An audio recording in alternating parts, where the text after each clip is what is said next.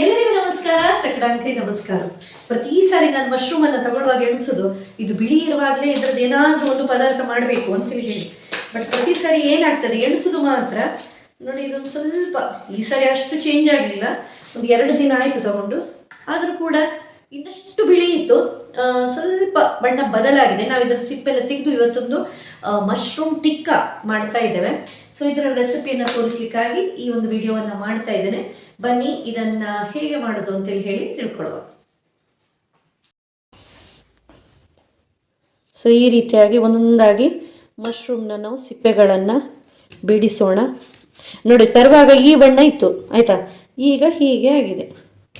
ಆದರೆ ಇವತ್ತು ನಾನು 2 ದಿನದಲ್ಲೇ ಮಾಡ್ತಿದ್ದೇನೆ. ಇಲ್ಲಿದ್ರೆ ಪ್ರತಿ ಸಾರಿ ತರುವಾಗ ಎಣಿಸೋದು ನಾಳೆ ಮಾಡಬೇಕು ಏನಾದರೂ ಅಂತೇಳಿ ಹೇಳಿ. ಬಟ್ ಇಲ್ಲಿ ತಂದು ನಾನು ಮಾಡುವಾಗ ಒಂದು 3-4 ದಿನ ಆದರೂ ಆಗ್ತದೆ. ಇನ್ನೂ ಕಪ್ಪಗಾಗ್ತಾಯಿತ್ತು. ಸೊ ಇವತ್ತು ಫೈನಲಿ ಒಂದು ಟಿಕ್ಕ ಮಾಡುವ ಅಂತೇಳಿ ಹೇಳಿ ಹೊರಟಿದ್ದೇನೆ. ವಿಷಯ ಏನಾಗ್ತದಪ್ಪ ಅಂತೇಳಿ ಹೇಳಿದರೆ ನೋಡಿ, ಇಲ್ಲಿ ಈ ಭಾಗ ಎಲ್ಲ ಒಂಥರ ಕಪ್ಪಾಗ್ತದೆ ಹಾಗೆ. ಬಟ್ ನಾವು ಯೂಸ್ ಮಾಡ್ಬೋದು, ಬಟ್ ತರುವಾಗ ಇದು ಕೂಡ ಬೆಳ್ಳಗಿರ್ತದೆ ಅಂತೇಳಿ ಹೇಳಿ ವಿಷಯ ಅಷ್ಟೇ. ಒಂದೊಂದಾಗಿ ಸಿಪ್ಪೆಯನ್ನು ತೆಗೆಯೋಣ. ಮಶ್ರೂಮನ್ನು ನಾನು ಹೆಚ್ಚು ಈ ಪುಲಾವ್ ಮಾಡುವಾಗ ಹಾಕ್ತೇನೆ. ಅದೇ ರೀತಿ ಮಶ್ರೂಮ್ ಇದೊಂದು ಫ್ರೈಡ್ ರೈಸ್ ಮಾಡ್ತೇನೆ, ಅದು ಕೂಡ ನಮ್ಮ ಮನೆಗೆ ತುಂಬ ಡಿಮಾಂಡ್ ಉಂಟು. ಬಟ್ ಇವತ್ತು ನಾನು ನನ್ನ ಗೆಳತಿ ಜ್ಯೋತಿ ಮಾಯಿ ಹತ್ರ ಕೇಳಿದೆ, ಮಾಯಿ ಹೀಗೆ ಮಶ್ರೂಮ್ ಉಂಟು ಎಂತ ಮಾಡ್ಬೋದು ಅಂತೇಳಿ ಹೇಳಿ. ಸೊ ಅವರು ನಮ್ಮೊಂದು ಟಿಕ್ಕಾ ರೆಸಿಪಿ ಹೇಳಿಕೊಟ್ರು. ಸಿಂಪಲ್ ಅಂತೇಳಿ ಹೇಳಿ ಕಂಡಿತ್ತು, ಅಂದರೆ ಮಾಡಲಿಕ್ಕೆ ಸುಲಭ ಉಂಟು ಅಂತೇಳಿ ಹೇಳಿ ಹಾಗೆ ಮಾಡ್ತಾ ಇದ್ದೇನೆ. ಸೊ ಇದು ಮಧ್ಯಾಹ್ನ ವೈಟ್ ರೈಸ್ ಮತ್ತು ಸಾಂಬಾರು ಮಾಡಿದ್ದೆ. ಸೊ 1 ಜನ ಊಟ ಮಾಡುವಷ್ಟೇ ಉಳಿದಿದೆ. ಒಳ್ಳೇದಾಗಿತ್ತು, ವೈಟ್ ರೈಸಿಗೆ ಸಾಂಬಾರಲ್ಲಿ ಒಳ್ಳೆ ಹೊಂದಿಕೆ ಆಗ್ತದಲ್ವ. ಸೊ ರಾತ್ರಿ ಏನಾದರೂ ಮಾಡುವ ಅಂತೇಳಿ ಹೇಳಿ ಹೊರಟಾಗ ಚಪಾತಿ ಮತ್ತು ಮಶ್ರೂಮ್ ಪದಾರ್ಥವನ್ನು ಮಾಡುವ ಅಂತೇಳಿ ಹೇಳಿ ಫೈನಲಿ ಹೆಸರನ್ನು ಹಾಕಿ ನಾಮಕರಣ ಹಾಕಿ ಈಗ ಅದಕ್ಕೆ ತಯಾರಿ ಆಗ್ತಾ ಇದೆ.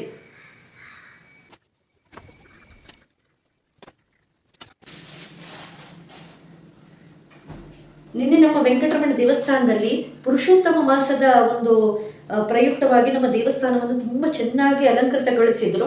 ತುಂಬ ವಿಶೇಷವಾದಂಥ ಪೂಜೆ ಕೂಡ ಇತ್ತು. ಆ ಒಂದು ಸಮಯದಲ್ಲಿ ಬಂದಂತಹ ಎಲ್ಲ ಭಕ್ತಾದಿಗಳಿಗೆ ನೋಡಿ ಈ ಮಲ್ಲಿಗೆಯನ್ನು ಕೊಟ್ಟಿದ್ರು.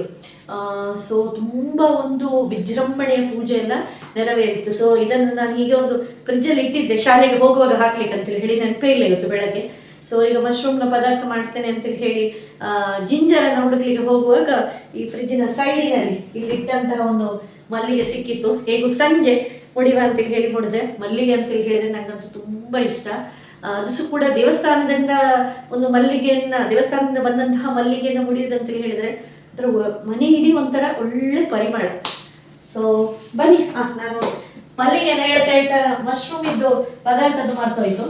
ಸೊ ಜಿಂಜರ್ ಯಾವತ್ತು ಇಲ್ಲಿ ಸೈಡಿಗೆ ತೆಗೆದಿಡುದು ಅಂತ ಹೇಳಿದ್ರೆ ಹೆಚ್ಚಾಗಿ ಟೀ ಮಾಡುವಾಗ ಜಿಂಜರನ್ನು ಯೂಸ್ ಮಾಡ್ಲಿಕ್ಕೆ ಉಂಟಲ್ಲ, ಹಾಗಾಗಿ. ಸೊ ಇದಕ್ಕೆ ಏನೇನೆಲ್ಲ ಬೇಕು ಅಂತೇಳಿ ಹೇಳ್ತೇನೆ, ಬನ್ನಿ. ಪುನಃ ಬೇರೆ ಬೇರೆ ಪಾತ್ರೆ ಮಾಡೋದು ಬೇಡ. ಈಗ ದೊಡ್ಡ ದೊಡ್ಡ ಮಶ್ರೂಮ್ ಇದು ನಾನು 4 ಪೀಸ್ ಮಾಡ್ತಾ ಇದ್ದೇನೆ. ಚಿಕ್ಕ ಮಶ್ರೂಮ್ ಇದು ಒಂದು 2-3 ಪೀಸ್ ಮಾಡಿದರೆ ಸಾಕಾಗ್ತದೆ. ಇಂಥದ್ದೆಲ್ಲ ಇದ್ದರೆ 2 ಮಾಡಿದರೆ ಸಾಕು. ಸೊ ಇದನ್ನು ಫಸ್ಟಿಗೆ ಒಂದು ಮ್ಯಾರಿನೇಟ್ ಮಾಡಲಿಕ್ಕೆಲ್ಲ ಉಂಟು. ಸೊ ನಾನು ಮ್ಯಾರಿನೇಟ್ ಮಾಡಿ ದೇವರ ಒಮ್ಮೆ ಪೂಜೆ ಎಲ್ಲ ಆಗಿ ಸಂಜೆ ಒಂದು ಭಜನೆ ಅದೆಲ್ಲ ಆಗಿ ಅದರ ನಂತರ ಮುಂದಿನದ್ದು ಮಾಡ್ತೇನೆ ಅಂತೇಳಿ ಹೇಳಿ. ಸೊ ಈ ರೀತಿ ಕಟ್ ಮಾಡಿಡಿ. ಪಕ್ಕನೆ ಫುಲ್ ಇದ್ರೂ ಪರವಾಗಿಲ್ಲ, ಆದರೆ ಕಟ್ ಮಾಡಿದರೆ ಒಳ್ಳೆಯದು ಅಂತೇಳಿ ಹೇಳಿ.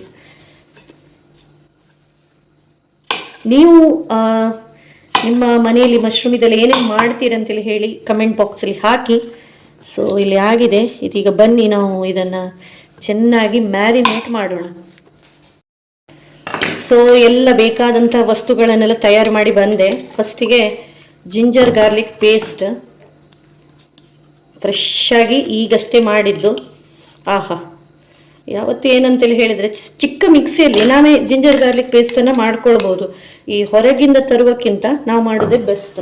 ಓಕೆ, ಫಸ್ಟಿಗೆ ಜಿಂಜರ್ ಗಾರ್ಲಿಕ್ ಪೇಸ್ಟ್, ಮತ್ತು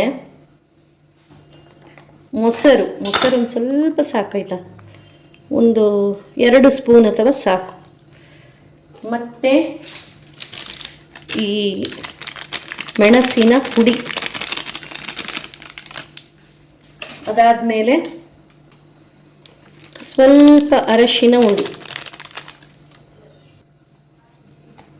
ರುಚಿಗೆ ತಕ್ಕಷ್ಟು ಉಪ್ಪು, ಇದಿಷ್ಟು ಹಾಕಿ ಚಂದ ಮಾಡಿ ಮಿಕ್ಸ್ ಮಾಡೋದು.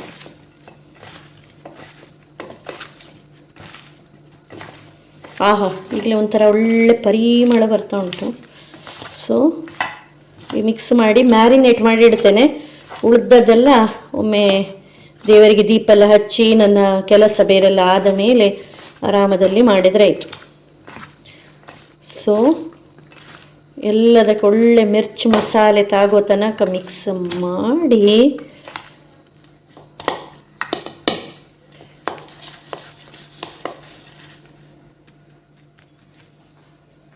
ಪ್ಲೇಟನ್ನು ಮುಚ್ಚಿಡು.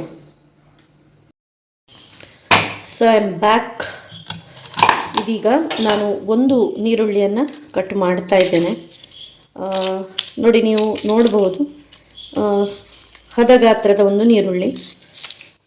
ಯಾಕಂತೇಳಿ ಹೇಳಿದರೆ ಇದರಿಂದಲೇ ನಾವು ಈ ಟಿಕ್ಕಕ್ಕೆ ಬೇಕಾಗುವಂಥ ಪೇಸ್ಟ್ ಎಲ್ಲ ಏನಿದೆ ಅದು ಈ ಟೊಮೆಟೊ ಮತ್ತು ನೀರುಳ್ಳಿ ಇದರಿಂದಲೇ ಮಾಡುವಂಥದ್ದು. ಓಕೆ, ಸೊ ಈಗ ನೀವು ನೋಡ್ತಾ ಇದ್ದೀರಲ್ಲ, ಸೊ ಇದಿಷ್ಟು ಇದಕ್ಕೆ ಬೇಕಾಗಿರುವಂಥ ಇಂಗ್ರೀಡಿಯೆಂಟ್. ಮತ್ತು ನಾವು ಇದಕ್ಕೆ ಒಣಮೆಣಸನ್ನು ಕೂಡ ಹಾಕ್ತಾ ಇದ್ದೇವೆ, ಅದನ್ನು ನಿಮಗೆ ತೋರಿಸ್ತೇನೆ. ಸೊ ಇದು ಗ್ರೇವಿ ಮಾಡಲಿಕ್ಕಿರುವ ಕಾರಣ ಏನು ಫೈನಾಗಿ ಚಾಪ್ ಮಾಡುವೇನಾಗತ್ತೆ ಇಲ್ಲ, ಹೀಗೆ ಮಾಡಿದರೆ ಸಾಕು. ಓಕೆ, ಟೊಮೆಟೊವನ್ನು ಕೂಡ ಕಟ್ ಮಾಡೋಣ. ಇದನ್ನು ಕೂಡ ಹಾಗೆ ಈ ರೀತಿ ಆದರೆ ಸಾಕು, ತುಂಬ ಫೈನ್ ಆಗುವ ಅಗತ್ಯ ಇಲ್ಲ. ಯಾಕಂತ ಹೇಳಿದ್ರೆ ಇದೆಲ್ಲ ಗ್ರೇವಿಗೆ ಹೋಗುವಂಥದ್ದು.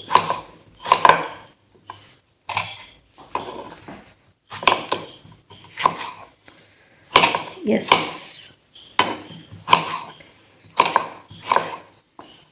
ಸೊ ಒಂದು ನೀರುಳ್ಳಿ ಮತ್ತು 2 ಟೊಮೆಟೊವನ್ನು ಕಟ್ ಮಾಡಿದ್ದೇನೆ. ಬನ್ನಿ ನೆಕ್ಸ್ಟ್ ನೋಡೋಣ. ಸೊ ಇದೀಗ ನಾನು ಪ್ಯಾನಿಗೆ ಚೂರು ಎಣ್ಣೆಯನ್ನು ಹಾಕ್ತಾ ಇದ್ದೇನೆ, ಒಂದು 3 ಸ್ಪೂನ್. ಮತ್ತು ಇದಕ್ಕೆಲ್ಲ ಆದಷ್ಟು ಸನ್ಫ್ಲವರ್ ಆಯಿಲನ್ನೇ ಯೂಸ್ ಮಾಡುವಂಥದ್ದು ಬೆಸ್ಟ್, ಅಥವಾ ರಿಫೈನ್ಡ್ ಆಯಿಲನ್ನು. ಅದರ ನಂತರ ನೀರುಳ್ಳಿಯನ್ನು ಹಾಕ್ತಾ ಇದ್ದೇನೆ. ಇದನ್ನು ಸ್ವಲ್ಪ ಬಾಡಿಸುವ, ತುಂಬ ಅಂತೇಳಿ ಹೇಳಿ ಅಲ್ಲ. ಕೆಂಪು ಬಣ್ಣಕ್ಕೇನು ತಿರುಗುವಂಥದ್ದು ಬೇಡ, ಒಂದು ಸ್ವಲ್ಪ ಟ್ರಾನ್ಸ್ಪರೆಂಟ್ ಆದರೆ ಆಯಿತು.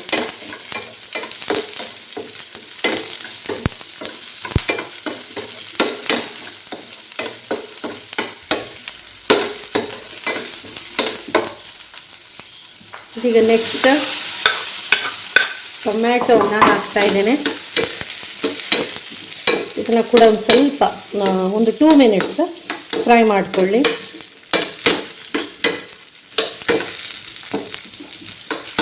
ಮೀಡಿಯಂ ಫ್ಲೇಮಲ್ಲಿರಲಿ. ಮತ್ತು ಇದಕ್ಕೆ ಈ ಒಣಮೆಣಸನ್ನು ಹಾಕಿಕೊಳ್ಳುವಂಥದ್ದು. ಎಷ್ಟು ಅಂತೇಳಿ ಹೇಳಿದರೆ ರುಚಿಗೆ ತಕ್ಕಷ್ಟು, ನಿಮ್ಗೆ ಎಷ್ಟು ಖಾರ ಬೇಕಾ ಅಷ್ಟು ಹಾಕಿಕೊಳ್ಳಿ. ಹೆಚ್ಚು ಕಡಿಮೆ ಆದರೆ ಇದರಲ್ಲಿ ಪಕ್ಕನೆ ಖಾರ ಸಾಕಾಗಲಿಲ್ಲ ಅಂತೇಳಿ ಹೇಳಿದರೆ ಮತ್ತೆ ಮೆಣಸಿನ ಹುಡಿಯನ್ನು ಹಾಕಬಹುದು. ಸೊ ನಾನಿಲ್ಲಿ 4 ಮೆಣಸನ್ನು ಹಾಕಿದ್ದೇನೆ.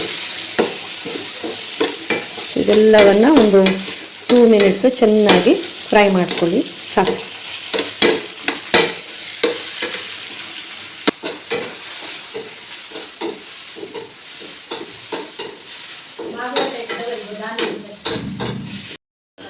ಸೊ ಇದೀಗ ರುಬ್ಬುವಂಥ ಸಮಯ. ಆಗ ಜಿಂಜರ್ ಗಾರ್ಲಿಕ್ ಪೇಸ್ಟನ್ನು ಮಾಡಿದ್ದೆ. ಸೊ ಅದೇ ಒಂದು ಮಿಕ್ಸಿ ಜಾರಲ್ಲಿ ಇದನ್ನು ಹಾಕ್ಕೊಳ್ತಾ ಇದ್ದೇನೆ. ಬಟ್ ಒಂದು 5 ನಿಮಿಷ ಬಿಟ್ಟು ನಾನು ಅರಿತೇನೆ. ಯಾಕಂತೇಳಿ ಹೇಳಿದರೆ ನಾನು ಎಣಿಸಿರಿ ಇದು ತಣ್ಣಗಾಯಿತು ಅಂತೇಳಿ ಹೇಳಿ, ಬಟ್ ಇದನ್ನು ಹಾಕ್ತಾ ಇರುವಾಗ ಹೊಗೆ ಬರ್ತಾ ಇರ್ತದ್ದು ನೋಡ್ಬೋದು ನೀವು. ಸೊ 5 ಮಿನಿಟ್ಸ್ ನಂತರ ಇದನ್ನು ನೀಟಾಗಿ ರುಬ್ಬುವಂಥದ್ದು. ಕರೆಕ್ಟ್ ಆಯಿತು. ಎಸ್, ಸೊ ಇದೀಗ ಪ್ಯಾನನ್ನು ಇಟ್ಟಿದ್ದೇನೆ. ಮೊದಲಿಗೆ ನೀವು ನೋಡ್ಬೋದು ಅಮೂಲ್ ಬಟರ್. ಸೊ ಅಮೂಲ್ ಬಟರನ್ನು ನಾವು ಸ್ವಲ್ಪ ಇಲ್ಲಿ ಹಾಕೋಣ ಸ್ಟಾರ್ಟಿಂಗ್. ಪುನಃ ಎಣ್ಣೆಯನ್ನು ಹಾಕಲಿಕ್ಕಿಲ್ಲ ಈ ಸಂದರ್ಭದಲ್ಲಿ, ಬಟರನ್ನೇ ಹಾಕುವಂಥದ್ದು. ಸೊ ಬಟರ್ ಬಿಸಿಯಾದ ಹಾಗೆ ಇದರಲ್ಲಿ ನಾವು ಜೀರಿಗೆಯನ್ನು ಹಾಕುವಂಥದ್ದು. ಜೀರಿಗೆ ಒಂದು ಅರ್ಧದಿಂದ 1/4 ಸ್ಪೂನ್ ಅಷ್ಟೇ. ಫ್ರಿಜ್ಜಲ್ಲಿರುವ ಕಾರಣ ಈ ಬಟರ್ ಇನ್ನೂ ಕರಗಬೇಕಷ್ಟೆ. ಅದರಲ್ಲಿ ಜೀರಿಗೆಯನ್ನು ಹಾಕಿ ಆಗಿದೆ. ಸ್ವಲ್ಪ ಎಣ್ಣೆಯನ್ನು ಕೂಡ ಹಾಕುವ, ಸ್ವಲ್ಪ ಎಣ್ಣೆ. ಯಾಕಂತೇಳಿ ಹೇಳಿದರೆ ಬರೀ ಬಟರ್ ಇದ್ರೆ ಅದರಲ್ಲಿ ಜೀರಿಗೆ ಸ್ಪ್ಲಟರ್ ಆಗ್ಲಿಕ್ಕೆ ಒಂದು ಸ್ವಲ್ಪ ತಡ ಹಿಡಿತದೆ, ಟೈಮ್ ಹಿಡಿತದೆ ಅಂತೇಳಿ ಹೇಳಿ. ಸೊ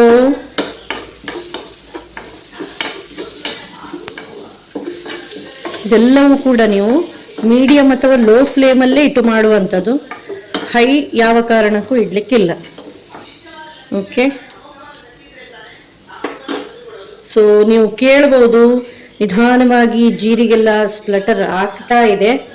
ಇವಾಗ ನಾವು ಸ್ವಲ್ಪ ಚಿಲ್ಲಿ ಪೌಡರ್ ನೋಡಿ, ನೀರುಳ್ಳಿ ಅದೆಲ್ಲ ಏನು ಹಾಕ್ಲಿಕ್ಕಿಲ್ಲ. ಯಾಕಂತ ಹೇಳಿದ್ರೆ ನಾವು ಆಲ್ರೆಡಿ ಹಾಕಿ ಅದನ್ನು ಮಸಾಲೆ ರುಬ್ಬೆಲ್ಲ ಆಗಿದೆ.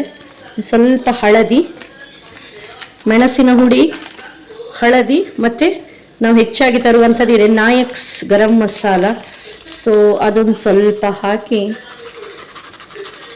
ಅಂದರೆ 1 ಸ್ಪೂನಿನಷ್ಟು ಹಾಕಿದ್ದೇನೆ ಮ್ಯಾಕ್ಸಿಮಮ್ ಅಷ್ಟೇ, ಅದಕ್ಕಿಂತ ಜಾಸ್ತಿ ಇಲ್ಲ. ಇದನ್ನೆಲ್ಲವನ್ನು ಒಮ್ಮೆ ಈ ರೀತಿ ಸ್ಟರ್ ಮಾಡಿಕೊಳ್ಳಿ. ಎಸ್, ಇದೀಗ ನಾವು ಮಿಕ್ಸಿಯಲ್ಲಿ ರುಬ್ಬಿಟ್ಟುಕೊಂಡಂತಹ ಮಸಾಲೆ ಅದನ್ನು ಡೈರೆಕ್ಟಾಗಿ ಹಾಕ್ತಾ ಇದ್ದೇನೆ.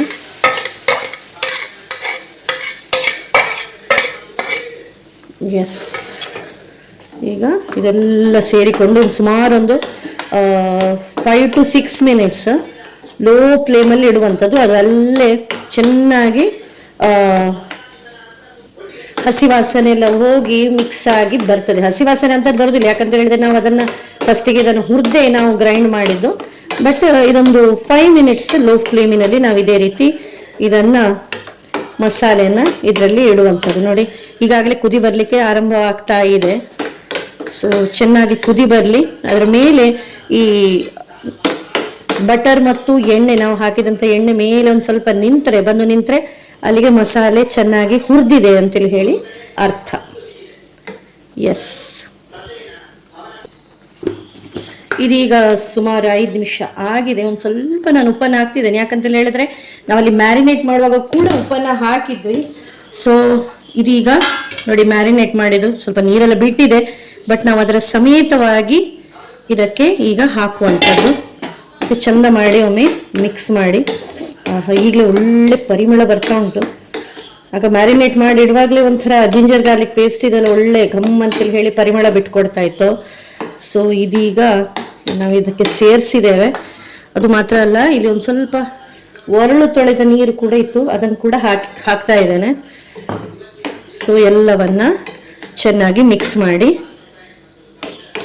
ಇನ್ನು ಈ ಮಶ್ರೂಮ್ ಎಲ್ಲ ಒಂದು ಸ್ವಲ್ಪ ಬೇಯಬೇಕಲ್ವಾ, ಹಾಗಾಗಿ ಮೀಡಿಯಂ ಫ್ಲೇಮಿನಲ್ಲಿಟ್ಟು ಮುಚ್ಚಳವನ್ನು ಮುಚ್ಚಿಬಿಡಿ. ಒಂದು 5 ನಿಮಿಷದಲ್ಲಿ ನಾವು ನೋಡೋಣ, ಆಗ ಈ ಮಶ್ರೂಮ್ ಎಲ್ಲ ಚೆನ್ನಾಗಿ ಬೆಂದಿರ್ತದೆ.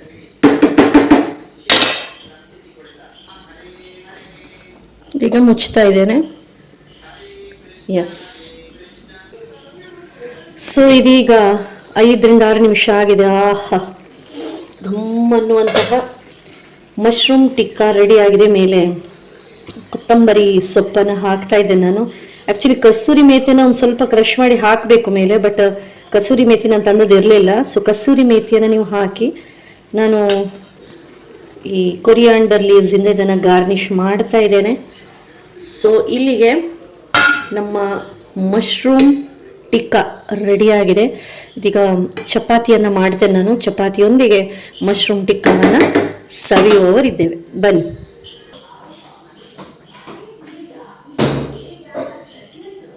ಅಂತೂ ಇಂತೂ ಸೂಪರ್ ಆಗಿರುವಂಥ ಟಿಕ್ಕಾ ಮಸಾಲ ರೆಡಿಯಾಗಿದೆ. ಸೊ ಮಶ್ರೂಮ್ ಟಿಕ್ಕಾ ಮಸಾಲದಲ್ಲಿ ಒಂದು ನಾವು ಬೇಕಾದರೆ ಎಕ್ಸ್ಟ್ರಾ ಆ್ಯಡ್ ಮಾಡ್ಕೊಳ್ಬೋದು. ಅದನ್ನು ನಾನು ಇಲ್ಲಿ ಮಾಡಲಿಲ್ಲ. ಏನಪ್ಪ ಅಂತೇಳಿ ಹೇಳಿದರೆ, ನಾವು ಅಮೂಲ್ ಬಟರನ್ನು ಹಾಕಿ ಜೀರಿಗೆಯನ್ನು ಹಾಕಿ ಅದು ಸ್ಪ್ಲಟರ್ ಆಗ್ತದಲ್ವ, ಆ ಒಂದು ಸಮಯದಲ್ಲಿ ಒಂದು ತೇಜ್ಪತ್ತ ಅಂತೇಳಿ ಹೇಳಿದರೆ ಟಿಕ್ಕಿ ಎಲೆ ಗರಂ ಮಸಾಲದ್ದು 1 ಎಲೆ ಮತ್ತು 1 ಸಣ್ಣ ಚಕ್ಕೆಯ ತುಂಡನ್ನು ಹಾಕ್ಬೋದು. ಬಟ್ ನಾನು ಮತ್ತೆ ಗರಂ ಮಸಾಲೆ ಹಾಕಿದ್ದೇನಲ್ಲ ಹುಡಿ ಅಂತೇಳಿ ಹೇಳಿ ಅದನ್ನು ಹಾಕಲಿಲ್ಲ. ಆ್ಯಕ್ಚುಲಿ ಅದನ್ನು ಕೂಡ ಹಾಕುವ ಕ್ರಮ ಇದೆ. ಸೊ ನೀವು ಮಾಡೋದು ಅಂತೇಳಿ ಹೇಳಿ ಆದರೆ ಬೇಕಾದ್ರೆ ಅದನ್ನ ಹಾಕಬಹುದು. ಅದರ ನಂತರ ಬಿಸಿ ಬಿಸಿಯಾಗಿರುವಂತಹ ಈ ಚಪಾತಿಯನ್ನ ರೆಡಿ ಮಾಡಿದೆ ನೋಡಿರ್ಬೋದು ನೀವು. ಸೊ ಇದೀಗ ಪದಾರ್ಥವನ್ನ ಹಾಕಿ ಇದನ್ನ ಸರ್ವ್ ಮಾಡ್ತಾ ಇದ್ದೇನೆ. ಸೂಪರ್ ಆಗಿದೆ, ತುಂಬಾ ಒಳ್ಳೆದಾಗಿದೆ. ಖಂಡಿತ ನೀವು ಟ್ರೈ ಮಾಡಿ ಅಂತ ಹೇಳ್ತಾ ಬಾಯ್ ಬಾಯ್.